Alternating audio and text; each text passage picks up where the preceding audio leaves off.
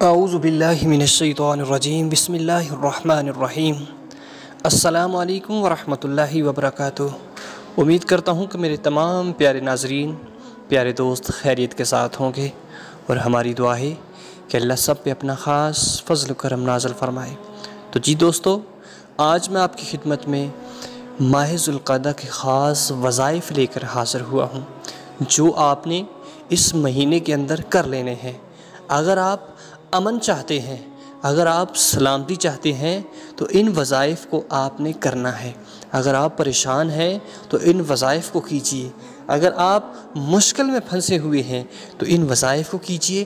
انشاءاللہ عز و جل ان وظائف کی برکت سے اللہ رب العزت کی آپ کو بہت ساری رحمتیں، بہت ساری برکتیں، بہت ساری فضیلتیں میسر ہوں گی۔ وہ وظائف آپ نے کس طرح کرنے ہیں، کس ماہ مقدس کے اندر آپ کسی بھی وقت کر سکتے ہیں۔ ان وظائف کی بہت ساری برکتیں ہیں۔ اگر آپ چاہتے ہیں کہ آپ پر اللہ کا خاص انعام و اکرام ہو، اگر آپ چاہتے ہیں کہ اللہ کی آپ کو بہت ساری نعمتیں میسر ہوں، تو ان وظائف کو کیجیے۔ انشاءاللہ ان کی برکت سے آپ کو بہت سارا روحانی سکون ملے گا، آپ کو بہت ساری برکتیں ملیں گی۔ ان کو بتانے سے پہلے اگر آپ نے ہمارے چینل کو سبسکرائب نہیں کیا تو سبسکرائب کر لیجئے تاکہ ہماری ہر آنے والی ویڈیو کو آپ دیکھ سکیں، اور صدقے جاریہ سمجھ کر اپنے تمام دوست احباب تک اس کو شیئر ضرور کریں۔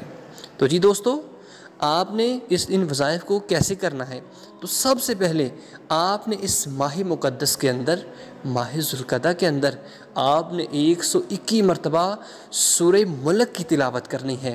چاہے آپ ایک دن میں کر لیں یا چاہے ایک دن میں 2 مرتبہ آپ کر سکتے ہیں۔ اور اس کے علاوہ اگر آپ روحانی سکون اور نیند میں سکون چاہتے ہیں تو آپ نے اپنے بستر پر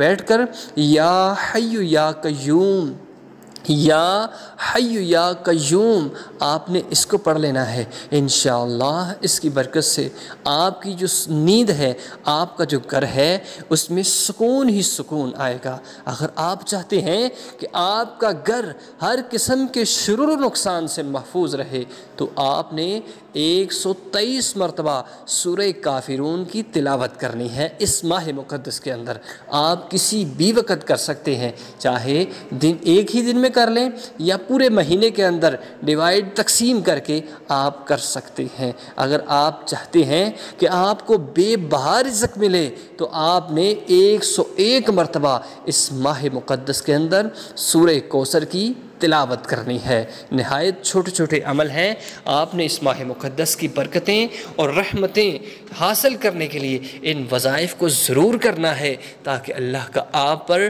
خاص انعام و اکرام ہو۔ اللہ رب العزت سے دعا ہے کہ ہماری تمام مشکلاتوں کو آسان فرمائے، ہماری تمام پریشانیوں کو دور فرمائے، اور اللہ ہم سب کا حامی و ناصر ہو۔